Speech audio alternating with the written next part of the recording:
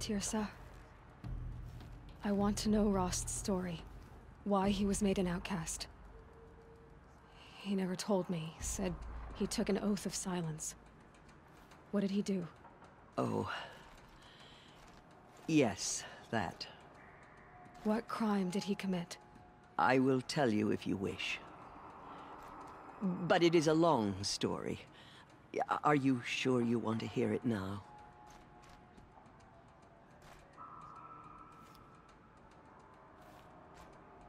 Of course I want to hear it. Tell me. Rost never committed any crime. He was an outcast by choice. What? What do you mean? Many years ago, before the derangement, before the Red Raids, a band of murderous outlanders, 12 in number, struck without warning. At Mother's Vigil, they took hostages, and then pressed on, headed for Devil's Thirst.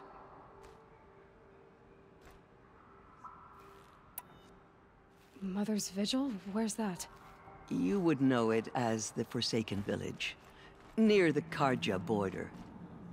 But at the time, many families lived there. Ross was one of them. His mate was killed fighting the Outlanders, and his daughter was among those taken hostage. His daughter? What was her name? Alana. She was just 6 years old. Nora Braves couldn't stop 12 Outlanders? Or rescue the hostages? It was quite impossible. We outnumbered them, but every time a Brave came within bowshot, the Outlanders killed a hostage. What did they come here to do? That was never discovered. We couldn't track closely enough to observe them. We know they camped beyond Devil's Thirst for 2 days. There were reports of strange noises. And then, as suddenly as they came, the Outlanders made their way back to the border and disappeared. What happened to Rost's daughter? She was killed? Rost was one of the Braves who tracked the Outlanders, keeping his distance. There were 6 hostages still alive when they reached the border. Alana among them. Rather than release them, the Outlanders slit their throats and left the corpses just across the border, mocking us. Why? Cruelty. They knew the faithful Nora would not leave the sacred land to collect the bodies, let alone pursue them. They thought themselves safe from our vengeance.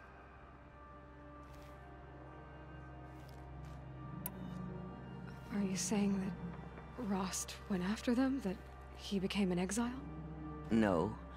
Rost was beside himself with grief, but even so, he would never have broken taboo. Then what did he do? He called upon the most terrible and secret rite of the Nora tribe. He begged to be made a Death Seeker. A Death Seeker? What is that? One who dies to go seeking, and in seeking, brings death to others. The ritual drags the spirit from one's body, releasing it to All Mother's care. The heart beats, the mind thinks, but the spirit has moved on. I don't understand. Rost went after the Outlanders, but his spirit never left. It remained here with All Mother. He gathered the bodies of the slain and returned them. And then he set out in pursuit, not as an exile, but a weapon of vengeance. A barbed arrow shot from a bow, never to return.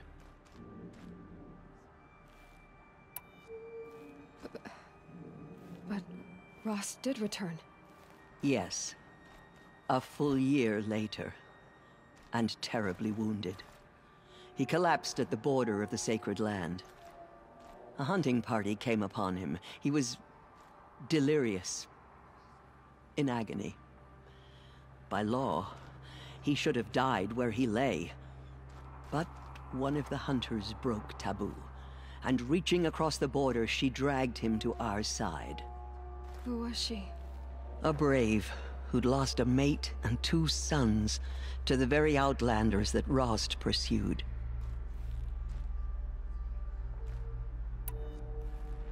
So, Rost never finished his mission?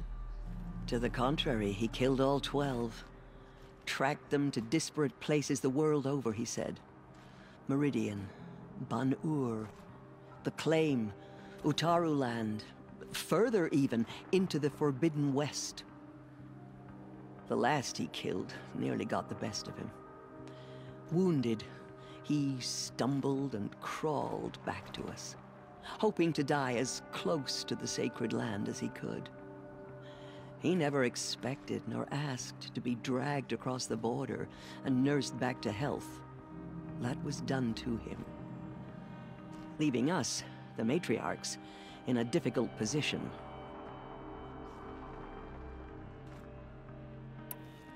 Why couldn't you just welcome him back? Rost had been made a Death Seeker, Aloy. He no longer had any place among the tribe. By law, he should have been driven back out. But we couldn't bring ourselves to do that, so we offered a compromise. You made him an outcast? Yes.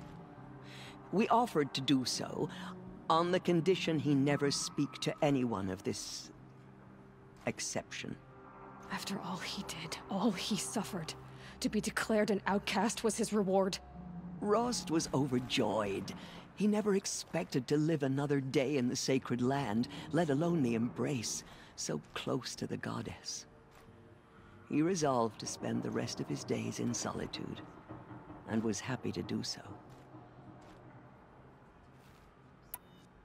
But then you found me, and gave me to him. Yes. Another compromise. The matriarchs feared you, and would not let you be raised by the tribe. And so we turned to Rost. I knew that he would take care of you, bring you up, teach you to worship All-Mother and respect the ways of the tribe.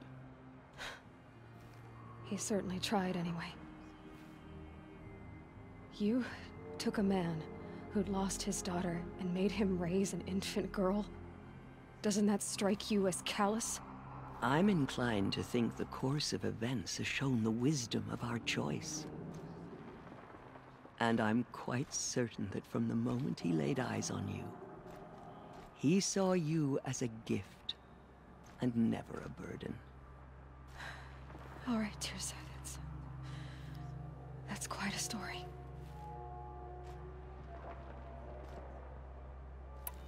It's time for me to move on. I thank you for doing what you could to help me through the years, and for telling me Rost's story. I wish I could have done more, but I am just one woman. As am I. No need to sell ourselves short. Oh, thank you, Aloy. I will pray for you. Okay, I guess it can't hurt.